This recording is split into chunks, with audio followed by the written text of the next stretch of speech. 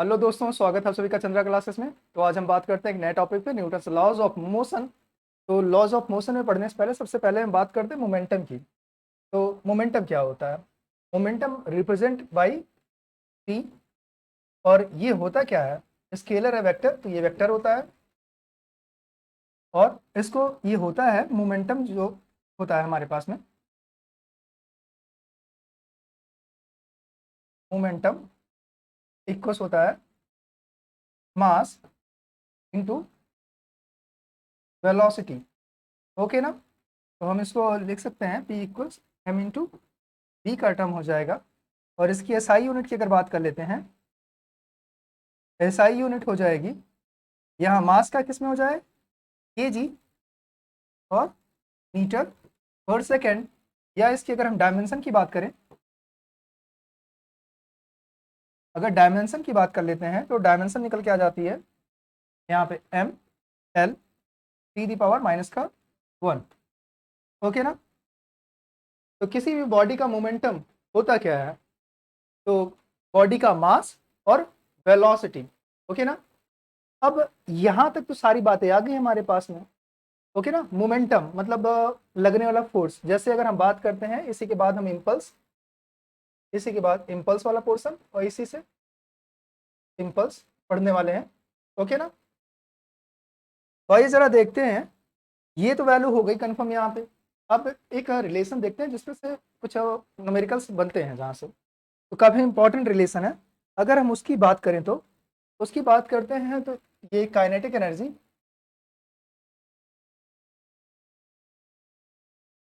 Kinetic energy and momentum, इसका relation देखते हैं। काइनेटिक एनर्जी होती है के इक्वल्स हाफ एम पी का स्क्वायर होता है। और दूसरे साइड अगर मोमेंटम की बात करें तो पी इक्वल्स हो जाएगा एम वी। ओके ना? कन्फर्म यहाँ तक का? तो मोमेंटम में क्या सबसे ज्यादा रोल प्ले क्या कर रहा है? मास और वेलोसिटी के इक्वल होता है। अगर किसी ऑब्जेक्ट की वेलोसिटी ज्यादा है तो भी जो लगने वाला टोटल मोमेंटम होगा वो ज्यादा होगा। ओके ना? और यहाँ पे आते हैं तो इसकी वैल्यू रखते हैं जरा। यहाँ एम यू स्क्वायर और यहाँ एम और वी स्क्वायर है, तो इसको हम लिख सकते हैं हाफ एम का स्क्वायर और वी का स्क्वायर। एम से मल्टीप्लाई कर दिया तो डिवाइड बाई एम हो जाएगा। और यहाँ के हो गया, ये हो जाएगा 1/2 M V square means P का स्क्वायर अपॉन एम। इक्वल में के है, तो यहाँ के और ये इधर क्रॉस मल्टीप्लाई करते हैं, 2 km इक्वल्स हो जाएगा p⁻²। इधर हम बोल सकते हैं यहाँ पे 2 km और अंडर रूट। ओके ना? ये तो आ गया, रिलेशन आ गया कंफर्म। ये आ गया, बोला क्या जाता है कि मोमेंटम और काइनेटिक एनर्जी का रिलेशन है ये। और ये रिलेशन इंपॉर्टेंट क्यों है? तो इस पे क्वेश्चन बनते हैं। क्वेश्चन आपसे सीधा सीधा पूछा जाता है। जैसे एक क्वेश्चन पूछा गया था, अगर हम बात करें तो टीजीटी 2010 में पूछा गया था। पूछा ये गया था, दो मास, दो ऑब्जेक्ट हैं जिनके मास क्या है, एक m1 इक्वस m था और m2 इक्वस 4m गिवन था। ओके ना? और इनकी काइनेटिक एनर्जी कैसी थी? इक्वल है, दोनों का इक्वल काइनेटिक एनर्जी चलते हैं, बराबर गतिज ऊर्जा से चलते हैं दोनों के दोनों। तो इनका रेखीय संवेगों का अनुपात पूछा गया था, लीनियर मोमेंटम का रेशियो पूछा गया था। कंफर्म ना? और इस टाइप क्वेश्चन पूछा गया था ये टीजीटी 2010। ओके ना? तो क्या हो जाएगा? अब भी हमने देखा कि यहाँ पे इन्वॉल्व किया गया था काइनेटिक एनर्जी। यहाँ K1 और K2 आपस में इक्वल है। ओके ना? तो इनका रेशियो पूछा गया है, तो रेशियो क्या हो जाएगा अपने पास में? तो यहाँ हमने देखा था P इक्वस हो गया था 2m के अंडर रूट में, और P2 रख लेते हैं यहाँ पे अंडर रूट 2, यहाँ पे m1 रखते हैं m2, ये रख लेते हैं, ये सारे इक्वल हैं।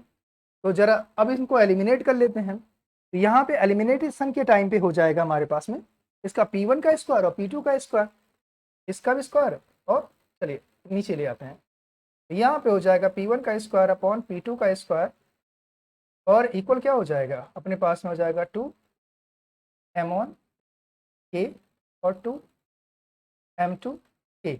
ओके ना, तो ये वैल्यू कैंसिल, यहाँ हो जाएगा m1 अपॉन m2, या इनकी वैल्यू रख देंगे m अपॉन 4m, यह हो जाएगा 1/4 के रेशियो में, या 1:4, ये हमारा आंसर आ जाएगा। कंफर्म ना, कोई डाउट तो नहीं?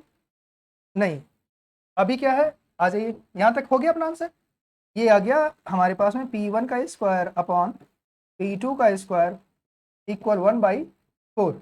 ओके ना, अगर अब क्या है, मोमेंटम चेक करना है, तो यहाँ से दोनों साइड रूट ले लेते हैं, ये हो जाएगा P1 अपॉन P2 इक्वल में 1/2, या क्या हो जाएगा 1:2 के ऑर्डर पे आ जाएगा। ओके ना, ये अंडर रूट है। कन्फर्म, यहाँ तक कोई डाउट तो नहीं, 100% श्योर? चलिए आ जाते हैं, क्लियर ना, यहाँ का स्क्वायर अंडर रूट रख दिया, 1/2 आ गया। इस तरीके के क्वेश्चन पूछे जा चुके हैं पहले। तो आते हैं, और कुछ क्वेश्चन पूछे गए थे इसी बेस पे, और कुछ क्वेश्चन थे। क्वेश्चन ऐसा था कि अगर काइनेटिक एनर्जी 2 गुनी कर दी जाए तो उनके मोमेंटम में चेंज क्या होगा। ओके ना, बोला गया था काइनेटिक एनर्जी 2 गुनी कर दी जाए तो उनके मोमेंटम में चेंज क्या हो जाएगा। कंफर्म, तो चलिए देखते हैं यहाँ पे। तो यहाँ मानते हैं K1, यही ना, काइनेटिक एनर्जी K1, यहाँ पे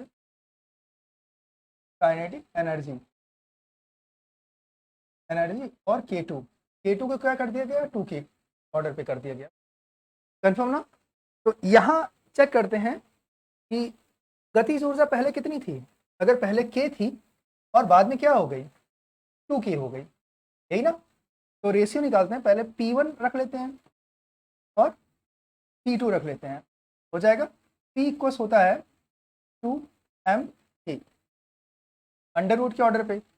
यहाँ लेते हैं, ये P2 हो जाएगा, P2 with respect to P1 निकाल लेते हैं जरा, यही चेक करना ना गति उनके, मतलब हाँ पूछा जा रहा है कि उनका जो गतिज ऊर्जा है, रेखी संवेग जो है, सॉरी नॉट गतिज ऊर्जा, जो रेखी संवेग है, लीनियर मोमेंटम हो, उनके रेशियो क्या हो जाएंगे, रेशियो में रख लिया चेंज मोमेंटम और प्रीवियस मोमेंटम। तो यहाँ पे P2 P1 हो गया, इसका स्क्वायर कर दिया हमने, पावर 2 लगा दी, और ये हो जाएगा 2m K, और ये K2 है, और यहाँ क्या है 2m K1 हो गया।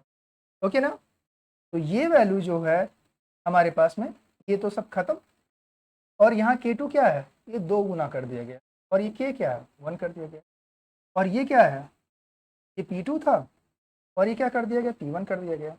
तो ये अंडर रूट क्या में आ जाएंगे, K से K मर जाएगा, यहाँ क्या हो जाएगा P2 और P1 का रेशियो क्या हो जाएगा, 2:1 के ऑर्डर।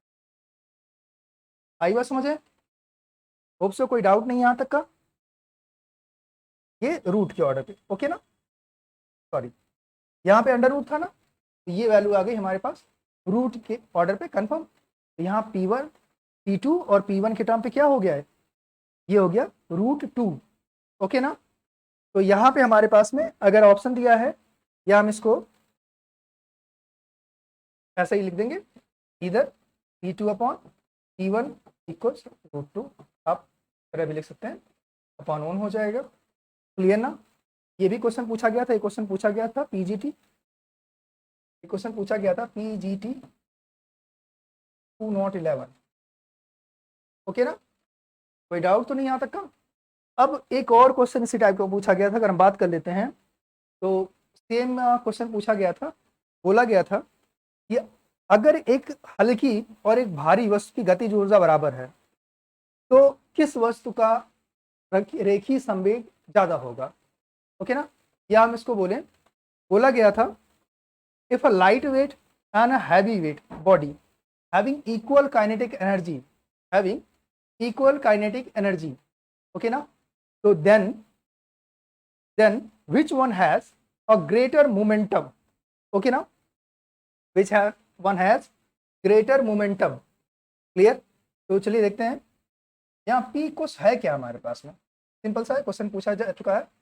पी इक्वस क्या है, √2m_k, यही ना। तो ये डिपेंड किस पे कर रहा है, काइनेटिक एनर्जी डिपेंड किस पे कर रही है, काइनेटिक एनर्जी डिपेंड कर रही है हाफ एम स्क्वायर, मास और वेलोसिटी के ऊपर डिपेंड कर रही है। ओके ना। तो मतलब चेंज क्या होना है इसमें, इसमें मास ही चेंज हो सकता है, काइनेटिक एनर्जी तो फिक्स हो जाएगी अगर दोनों की सेम काइनेटिक एनर्जी है। ये कैसी है, बोला गया कि दोनों जो हल्की बॉडी लाइटर बॉडी है और हैवियर बॉडी है, दोनों का जो K1 और K2 ये दोनों इक्वल है ना, इक्वल काइनेटिक एनर्जी प्रोसेस कर रहा है। ये तो कांस्टेंट हो गया अपने पास में। चेंज क्या है, चेंज हो रहा है, एक का मास है m1 और दूसरे का है m2। ठीक उसी तरीके से है, अगर पूछा जाए मोमेंटम किसका ज़्यादा रहा है, एक अपने पास में कार है और एक ट्रक है, दोनों इक्वल वेलोसिटी से दौड़ा दिया जाए और दोनों को एक जगह जाके इम्पैक्ट करा दिया जाए, तो ज़्यादा नुकसान कौन करेगा, ऑब्वियस सी बात है ट्रक करेगा। वो कई कार के इक्वल हो जाता है अपना अकेला ट्रक। ओके ना।